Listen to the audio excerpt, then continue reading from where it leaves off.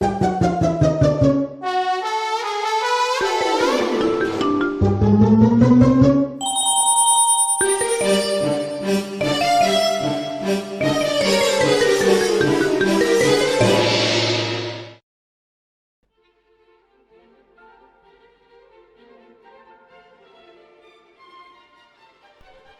semuanya, bagaimana kabar kalian?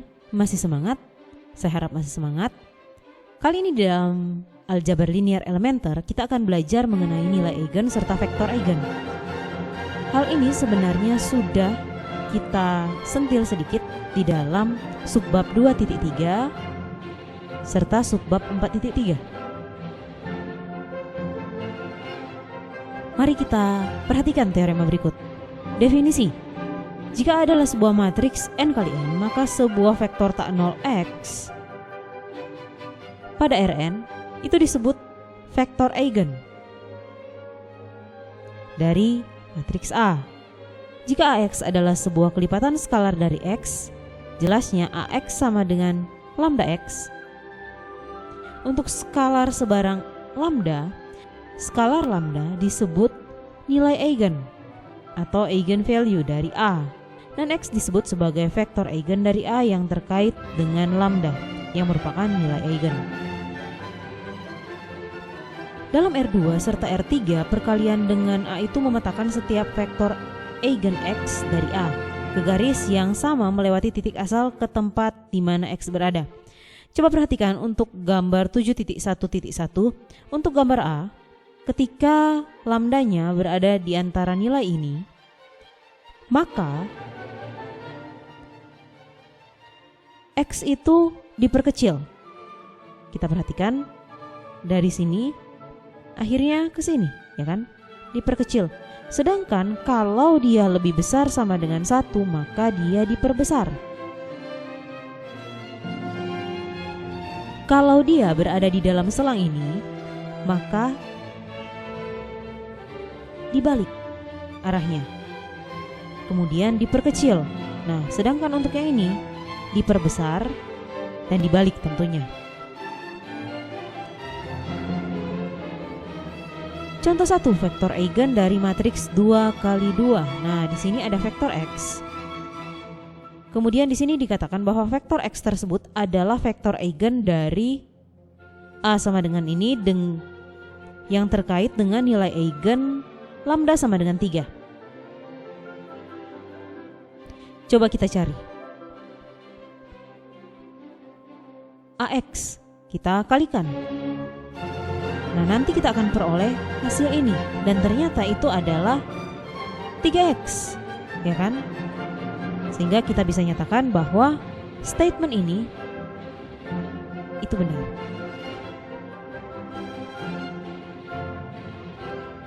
Di sini dikatakan untuk memperoleh nilai eigen dari sebuah matriks A n kali n, kita dapat menuliskan kembali bentuk ini di sini. Penambahan matriks identitas I yang berukuran n kali n itu sebenarnya tidak mempengaruhinya.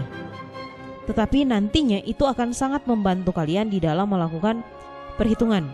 Nah, bentuk ini kita bisa bawa ke sini. Ya kan? Di sini agar lambda dapat menjadi nilai eigen, perhatikan, harus terdapat satu solusi tak nol dari persamaan. Yang ini, persamaan 1. Nah, persamaan tersebut memiliki solusi tak nol jika, perhatikan, kalian baca lagi teorema 6.4.5. Nah, teorema tersebut berkata dia tak nol apabila determinannya dalam bentuk seperti ini. Dan bentuk seperti ini itu disebut dengan persamaan karakteristik matriks A. Skalar-skalar yang memenuhi persamaan ini adalah nilai-nilai eigen A. Apabila diperluas lagi, determinan bentuk ini itu adalah sebuah polinomial. Polinomial dengan variabel lambda yang disebut dengan apa? Polinomial karakteristik. kalian bisa menentukan bahwa dari determinan ini kita bisa bawa menjadi bentuk yang seperti ini.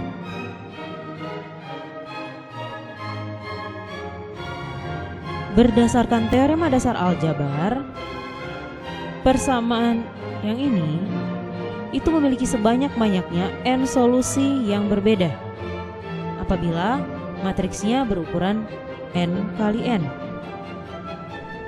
Sebanyak-banyaknya, jadi tidak bisa lebih. Contoh berikut itu melibatkan sebuah matriks yang berukuran 3 kali 3. Di sini ada matriks A. Di sini ada matriks A. Dari matriks A ini kita bawa ke dalam bentuk yang ini. Baru kita cari determinannya. Kurang A. Lambda I berarti lambda kali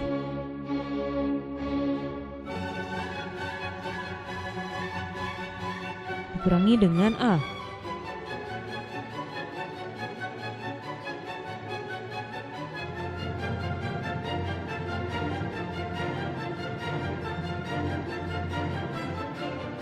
Dan nanti kita bisa membawanya ke dalam bentuk seperti ini dengan mengalihkan skalar lambda ke sini, kemudian dikurangkan dengan matriks yang ini. Ketika kita mencari determinannya dengan menggunakan cara yang sudah kita pelajari sebelumnya, nanti kita akan memperoleh suatu persamaan polinomial seperti ini. Di mana di sini pangkat tertingginya adalah 3, sehingga disebut dengan persamaan kubik. Coba kalian cari solusinya kayak gimana sih untuk bentuk yang seperti ini. Nilai lambdanya seperti apa? Memang di sini sudah ada. Di sini sudah ada. Dan kalian harus tahu bagaimana cara membawa bentuk 2 ini ke sini.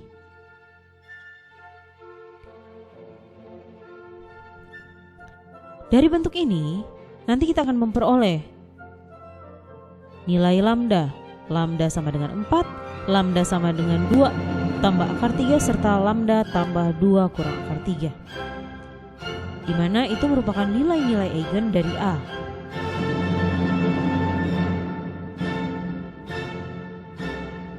Selanjutnya nilai eigen dari matriks segitiga atas. Dengan cara yang tadi,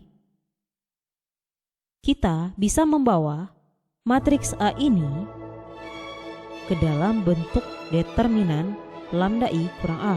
Dan akan kita peroleh berdasarkan dengan teorema 2.2.2 berkaitan dengan determinan dari suatu matriks segitiga. Nanti kita akan memperoleh bentuk ini. Sehingga persamaan karakteristiknya adalah ini. Dari sini dapat dengan mudah kita tentukan nilai lambdanya atau nilai eigennya, yakni lambda sama dengan A11, lambda sama dengan A22, serta lambda sama dengan A33, dan lambda sama dengan A44, yang tepat merupakan entry-entry diagonal dari matriks A. Dengan mengetahui hal ini, kalian akan sangat dengan mudah menentukan nilai eigen dari suatu matriks segitiga, atas maupun bawah. Berikut ada teorema 7.1.1. Jika adalah sebuah matriks segitiga n kali n, segitiga atas, segitiga bawah, atau diagonal, maka nilai-nilai eigen dari A adalah entry-entry yang terletak pada diagonal utama matriks A. Jadi untuk contoh 4 kita bisa langsung menentukan, oh lambdanya ini, sama ini. Cukup mudah bukan? Di sini dicantumkan bahwa nilai eigen itu bisa bersifat kompleks. Bilangan kompleks di sini adalah suatu bilangan yang bisa kita tuliskan di dalam bentuk seperti ini. A tambah BI. Di mana I ini adalah akar negatif 1. Ya kan? Kalian bisa menemukan bentuk itu ketika mencari nilai dari lambda. Contohnya di sini adalah lambda kuadrat tambah 1. Nantinya kalian akan peroleh lambdanya sama dengan I dan negatif I. Dan untuk hal itu ada pembahasan yang lebih rinci lagi yang akan kita pelajari di bagian yang lain. Dan untuk saat ini yang akan kita bahas adalah yang bernilai real. Berikut ini adalah pernyataan-pernyataan ekivalen yang berkaitan dengan nilai eigen. Yang pertama, jika A adalah sebuah matriks n kali n dan lambda adalah sebuah bilangan real, maka pernyataan-pernyataan berikut ini adalah ekivalen. Lambda adalah sebuah nilai eigen dari A. Sistem persamaan lambda I kurang A X sama dengan 0 memiliki solusi non-trivial. Terdapat sebuah vektor tak 0x pada Rn sedemikian rupa sehingga Ax sama dengan lambda X. Lambda adalah sebuah solusi dari persamaan karakteristik determinan lambda I kurang A sama dengan 0.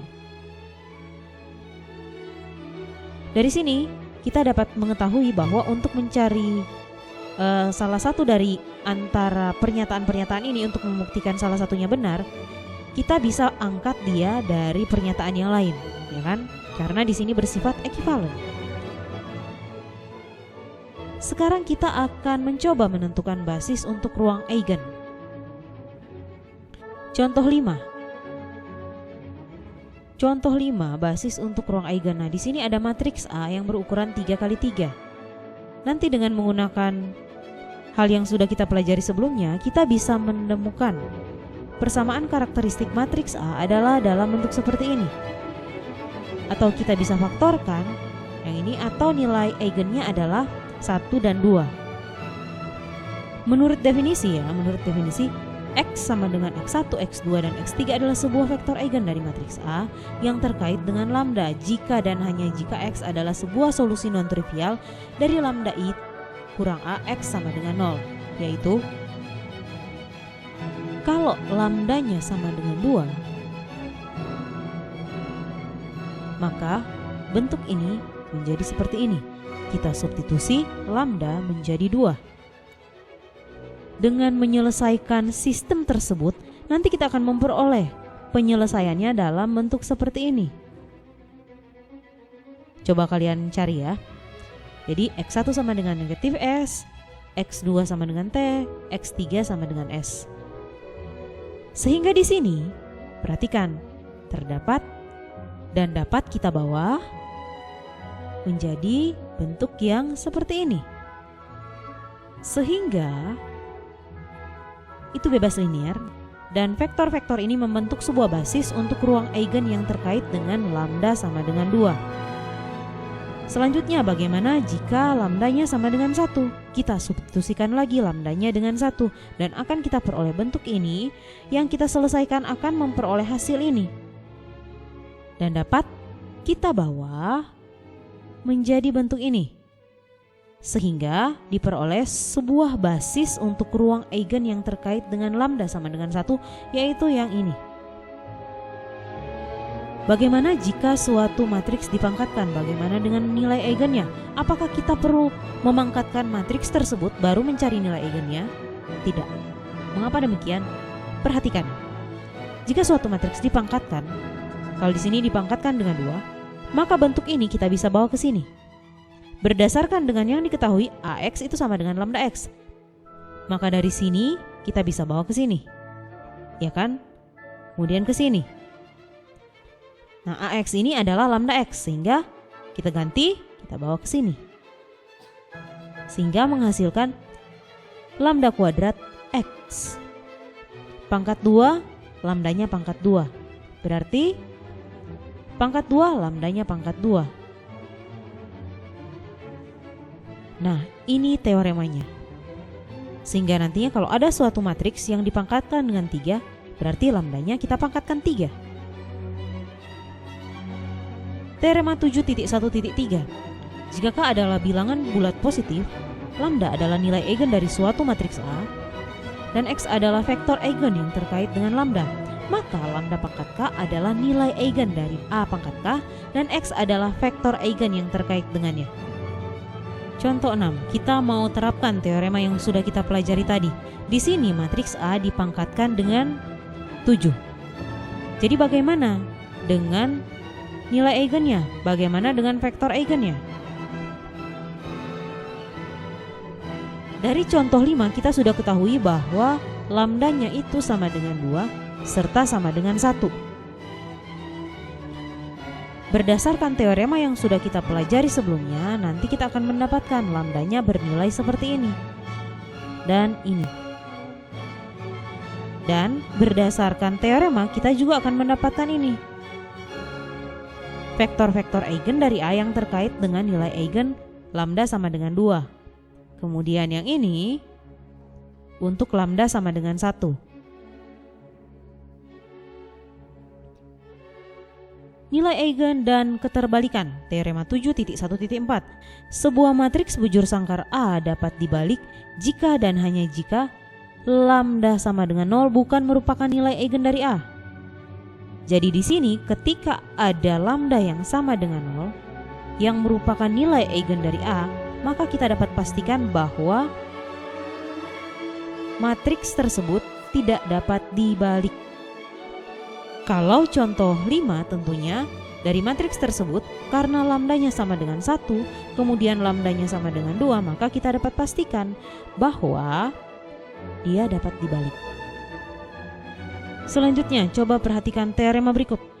Teorema berikut menyatakan pernyataan-pernyataan yang ekivalen. Dan harap kalian mempelajarinya. Mengapa demikian? Karena dengan mengetahui pernyataan-pernyataan yang ekivalen ini, kalian bisa terbantu di dalam menyelesaikan permasalahan-permasalahan yang ada berkaitan dengan aljabar linier. Teorema ini menghubungkan semua topik utama yang sudah kita pelajari selama ini. Dari pertemuan yang pertama hingga yang berkaitan dengan nilai eigen di sini. Dengan adanya pernyataan-pernyataan yang ekivalen ini, kalian ketika mau menyelesaikan sesuatu itu dapat menggunakan sehingga di sini kalian di dalam menyelesaikan satu permasalahan misalnya yang berkaitan dengan bentuk ini. Kemudian kita dapat informasi bahwa ada statement ini. Nah, maka untuk menyelesaikan bagian yang ini, kita bisa menggunakan bagian yang ini untuk menyelesaikannya. Demikian halnya untuk bagian-bagian yang lain.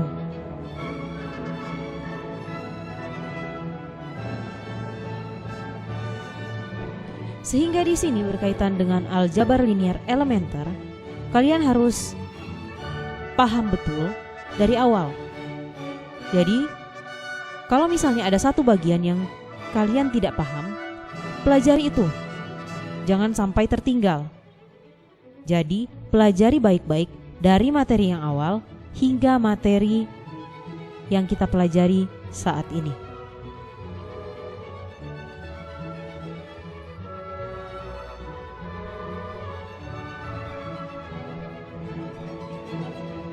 Di sini saya mau mengingatkan beberapa hal. Saya harap kalian mempelajari mata kuliah ini dengan baik. Mengapa demikian? Karena kalian akan sangat membutuhkan mata kuliah ini untuk mata-mata kuliah yang lain. Bukan hanya satu, tetapi banyak mata kuliah di mana sangat memerlukan pengetahuan kalian berkaitan dengan aljabar linier elementer ini. Kalau kalian tidak paham dengan yang disampaikan di dalam mata kuliah ini, nantinya kalian akan mengalami kesulitan di dalam belajar mata kuliah yang lain yang berkaitan dengan mata kuliah ini.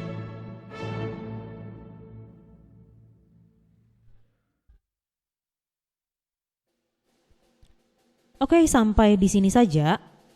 Dan saya sangat berharap di samping kalian giat belajar, tentunya untuk menjaga kesehatan kalian dengan baik.